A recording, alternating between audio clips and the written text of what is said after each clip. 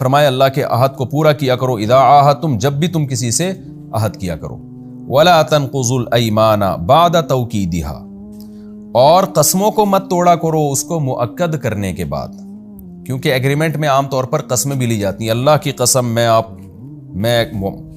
Agreement کرتا ہوں کہ ہم اس کو پورا کریں گے۔ تاکید کے بعد کیا مطلب؟ جب اللہ کے نام کے ساتھ اس کی تاکید کر دی جائے۔ ایک قسم بغیر اللہ کے نام کے اٹھائی جاتی ہے، اللہ کی یعنی قسم سے میں یہ کام کروں گا، جیسے حلف لیے جاتے ہیں، غیر مسلموں کے یہاں بھی حلف لیے جاتے ہیں، تو ان کی اسمبلیوں میں حلفیہ بیان ہوتے ہیں، اور ایک قسم وہ ہوتی ہے جس میں اللہ کو بھی لے آیا جائے بیچ میں، جیسے اللہ کی قسم، خدا کی قسم۔ تو ایگریمنٹ میں جب قسم اٹھا لی ہے تو اللہ نے فرمایا اسپیشلی اس ایگریمنٹ کا الگ سے تذکرہ کیا کہ وہ ایگریمنٹ جو قسموں کے ساتھ ہوا کریں، جس میں تم قسم اٹھا لیتے ہو تو تاکید اللہ کے نام کے ساتھ اس کی تم نے تاکید بھی کر دی، تو قسم کو مؤکد کرنے کے بعد اس کو مت توڑا کرو۔ اس کا یہ مطلب نہیں ہے کہ قسم کو اگر آپ نے مؤکد نہیں کیا، اس کی تاکید نہیں کی تو پھر توڑ سکتے ہیں، یہ مطلب نہیں ہے۔ مطلب یہ ہے کہ عام طور پہ جب قسمیں اٹھائی جاتی ہیں تو اللہ کے نام کے ساتھ اس کی تاکید بھی کی جاتی ہے، تو اس کو توڑنا زیادہ بڑا جرم ہے، ورنہ تو پیچھے ہر قسم کے ایگریمنٹ کو توڑنے پر اللہ نے پابندی لگا دی ہے، اس کو الگ سے ذکر کیا جا رہا ہے، یہ زیادہ بڑا جرم ہے۔ وَقَدْ جَعَلْتُمُ اللَّهَ عَلَيْكُمْ كَفِيلًا جبکہ تم اللہ کو اس پر کفیل یعنی گواہ بھی بنا چکے ہو۔ جب آپ اللہ کا نام لے کے قسم اٹھاتے ہیں تو مطلب یہی ہوتا ہے کہ اس پر اب اللہ گواہ ہے، اب اللہ ہمارے درمیان میں آ گیا ہے، یعنی پھر اللہ گویا مجھے سزا دینا چاہے سزا دے سکتا ہے، یعنی میں نے اللہ کو اس میں ایک اس کے نام کے ساتھ اس کو داخل کر لیا ہے۔ تو جب اللہ کے نام کے ساتھ قسم اٹھا لی جائے گی اور اللہ کو آپ گواہ کے طور پر بیچ میں لے آئے تو اللہ کہتے ہیں اب اس قسم کی بہت ویلیو ہے، اب اس کو توڑو، اس کو مت توڑو۔ ہر قسم کی ویلیو ہے، اس کو خصوصی طور پر الگ سے بیان کیا جا رہا ہے۔ ان اللہ یعلم ما تفعلون اللہ جانتا ہے جو کچھ تم کر رہے ہو، یعنی قسم کھا کے توڑو گے، دنیا میں کوئی عذاب نہیں آ رہا ہوتا، لوگ صبح و شام معاہدے توڑ رہے ہوتے ہیں، ایگریمنٹ توڑ رہے ہوتے ہیں، قسمیں توڑ رہے ہوتے ہیں، سمجھتے ہیں کہ کچھ بھی نہیں ہوتا، ہم نے تو ان قسمیں توڑ کے اتنے کروڑوں روپے کما لیے لوگوں کو دھوکہ دے کے۔ تو اللہ فرماتے ہیں کہ یہ تم یہ نہ سمجھو کہ اللہ کو پتہ نہیں ہے، اللہ دیکھ رہا ہے، تو وہ انتقام لے گا تم سے۔ وَلَا تَكُونُوا كَالَّتِي نَقَضَتْ غَزْلَهَا مِن بَعْدِ قُوَّةٍ أَنْكَاثًا اس عورت کی طرح نہ ہو جاؤ جو اپنے بنے ہوئے کو، سوتے ہوئے کو، جو سوتی ہے نا کپڑا، اس کو قوت کے بعد جو بنتی ہے اور اس کے بعد ٹکڑے ٹکڑے کر کے توڑ دیتی ہے۔ کیا مطلب؟ اپنے کیے کرائے پہ پانی مت پھیرو قسمیں توڑ کے۔ عرب میں ایک عورت تھی مکہ میں، وہ بیچاری دماغی توازن خراب تھا اس کا، وہ سویٹر یا کوئی ایسی چیز سارا دن بنتی رہتی تھی، جیسے پہلے زمانے میں خواتین تو سلائی کے ذریعے سویٹر بنتی تھیں، اب تو مشینوں سے یہ کام ہو رہے ہیں، پہلے تو سارا کپڑا ہاتھوں سے بنا جاتا تھا، تو وہ سارا دن بیٹھ کے بنتی رہتی، اتنی محنت کرتی اور اتنا خوبصورت ایک سویٹر یا کوئی کپڑا تیار کر کے بیچاری کا دماغی توازن خراب تھا، پھر اس کو ایسے جو ہے نا توڑ دیتی،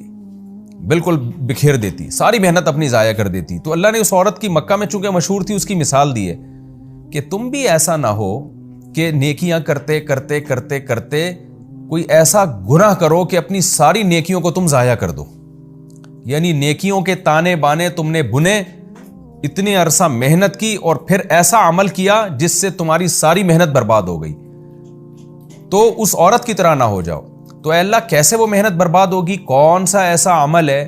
جس کی وجہ سے ہمارا سارے کیے کرائے پہ پانی پھر جائے گا؟ اس کا اگلی آیت میں تذکرہ ہے کہ تتخذون ایمانکم دخلا بینکم تم اپنی قسموں کو آپس میں فساد کا ذریعہ بناؤ۔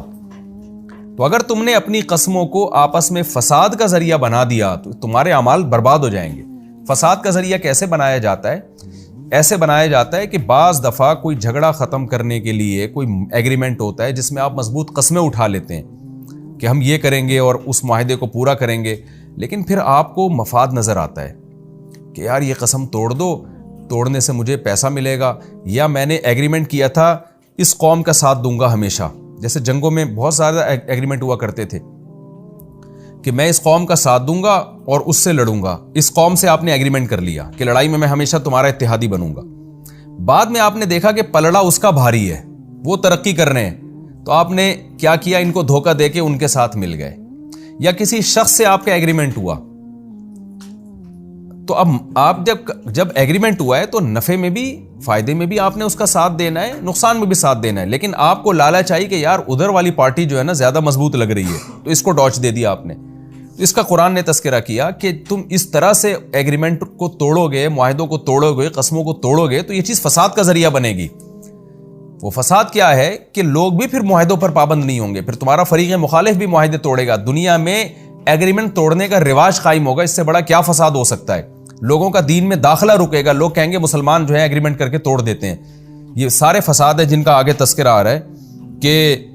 یہ چیز اللہ کے راستے سے روکنے کا ذریعہ بھی بنے گی۔ تو ایگریمنٹ کر کے توڑ دینا، قسمیں اٹھا کے توڑ دینا، یہ وہ قسمیں ہیں جو آپس میں فساد کا ذریعہ بنتی ہیں۔ تو مطلب یہ ہوا کہ قسمیں کھانے کے بعد، جو یہاں قسموں سے خاص طور پہ جو ایگریمنٹ ہوا کرتے تھے نا، کیونکہ اس آیت کا شان نزول یہی ہے کہ بعض لوگ کیا کرتے تھے، کسی سے ایگریمنٹ کیا، معاہدہ کیا، جیسے کہ بھائی میں تیرا ساتھ دوں گا، یا کسی لڑائی میں جو ہے نا معاہدہ کر لیا۔ صحابہ کے بھی معاہدے ہوئے تھے، غیر مسلم قبیلوں کے ساتھ بھی معاہدے ہوتے تھے کہ اس قبیلہ جو غیر مسلم ہے اس پر اگر کسی نے حملہ کیا، جیسے یہودیوں کے ساتھ بہت ایگریمنٹ ہوئے ہیں کہ اگر ہم پر کسی نے حملہ کیا تو تم ہمارا ساتھ دو گے، تم پر ہم حملہ کیا تو ہم تمہارا ساتھ دیں گے۔ اس طرح یہودیوں کے ساتھ بھی ایگریمنٹ ہوئے۔ اب اس میں یہ خطرہ ہوتا تھا کہ بھائی ایک قبیلے کے ساتھ مسلمانوں کا ایگریمنٹ ہوا، وہ قبیلہ کمزور ہو رہا ہے، پھر کسی مسلمان کے دل میں خیال آ سکتا تھا بھائی ہم جو ہے نا، ہم اگر ان کا ساتھ دیں گے تو ہم بھی مارے جائیں گے اور یہ تو مارے جائیں گے۔ تو اللہ نے ان چیزوں سے منع کیا کہ مسلمان اپنی زبان کا پابند ہوتا ہے، چاہے اس ایگریمنٹ کے نتیجے میں اس ایگریمنٹ کو باقی رکھنے میں فائدہ ہو یا نقصان ہو، وہ ایگریمنٹ نہیں توڑتا۔ اس لیے اللہ نے فرمایا تتخذون ایمانکم دخلا بینکم، تم اپنی قسموں کو آپس میں فساد کا ذریعہ بناتے ہو تو یہ کام مت کرو۔ یہ بناتے ہو نہیں، اس کا مطلب یہ نہیں کہ صحابہ یہ کرتے تھے، یہ پچھلی آیت کی تفسیر میں اللہ نے فرمایا کہ جو عورت سویٹر بن کے، کوئی کپڑا بن کے توڑ دیتی ہے نا،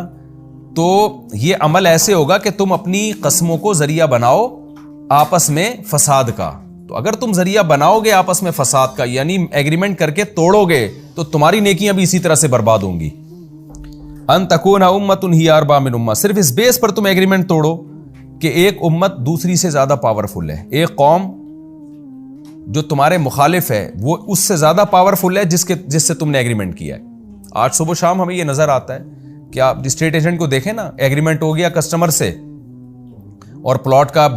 ایڈوانس بھی لے لیا اور بیانہ بھی لے لیا، سب کچھ ہو گیا، اس کے بعد اس کو دوسری پارٹی زیادہ پاورفل نظر آئی تو ادھر سے ایگریمنٹ توڑ دیتا ہے۔ تو یہ آیت بہت جامع ہے، اس میں جنگی بین الاقوامی معاہدے بھی ہیں، ملکوں کے آپس کے معاہدے بھی ہیں، گھریلو نجی زندگی میں بھی یہ سب کچھ ہوتا ہے، جو خرید و فروخت کے معاہدے بھی ہیں۔ آپ نے کسٹمر سے ایگریمنٹ کر لیا کہ یہ چیز میں تمہیں اتنے کی دوں گا، اس کے بعد دوسرا بندہ آیا جو زیادہ لگا رہا ہے تو اس کو ٹوپی کرا دی فوراً۔ تو ان تکون امۃ ہی اربا من امہ، اس آیت میں سب کچھ داخل ہو گیا۔ یعنی کیا مطلب، کسی کی ترقی دیکھ کر یا کہیں مالی منفعت زیادہ نظر آ رہی ہے، وہ دیکھ کر پرانے ایگریمنٹ میں معاہدے کی خلاف ورزی کرنا، یہ عمل آپ کی نیکیاں برباد کرنے کا ذریعہ ہے۔ اللہ فرماتے ہیں یہ کام مت کرو۔ یہ اس آیت کا خلاصہ اور حاصل ہے۔ انما یبلوکم اللہ بہ، اے اللہ پھر ایسا ہوتا کیوں ہے کہ ہم جب کسی سے ایگریمنٹ کرتے ہیں تو اس ایگریمنٹ کے نتیجے میں اچانک جو دوسری پارٹی جو ہمارے خلاف ہے وہ بعض دفعہ زیادہ پاورفل ہو جاتی ہے،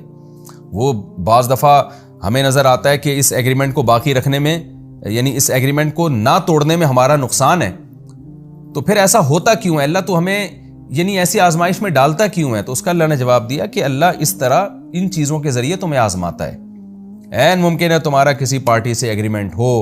اور دوسری پارٹی آ جائے جس سے تمہیں زیادہ فائدہ نظر آ رہا ہو، تو تمہارے دل میں وسوسے آتے ہیں کہ اس ایگریمنٹ کو توڑنا چاہیے مجھے۔ تو یہ اللہ تمہیں اس کے ذریعے آزما رہا ہے کہ کسی کو اللہ طاقتور بناتا ہے، کسی کو کمزور، کسی کو ترقی یافتہ، کسی کو تنزل میں۔ تو یہ اللہ آزماتا ہے کہ کون معاہدوں کی پابندی کرتا ہے اور کون معاہدے توڑتا ہے۔ اس لیے کہ معاہدے قائم رکھنے میں اگر تمہارا فائدہ ہو نا، تو پھر تو ہر شخص معاہدے کی پابندی کرے۔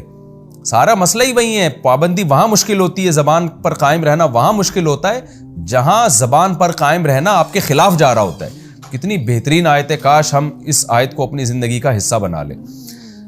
آگے فرماتے ہیں وَلَا نُبَيِّنَنَّ لَكُمْ يَوْمَ الْقِيَامَةِ مَا كُنْتُمْ فِيهِ تَخْتَلِفُونَ، جن چیزوں میں تم اختلاف کر رہے ہو نا، ہم قیامت کے دن کھول کھول کے بیان کر دیں گے۔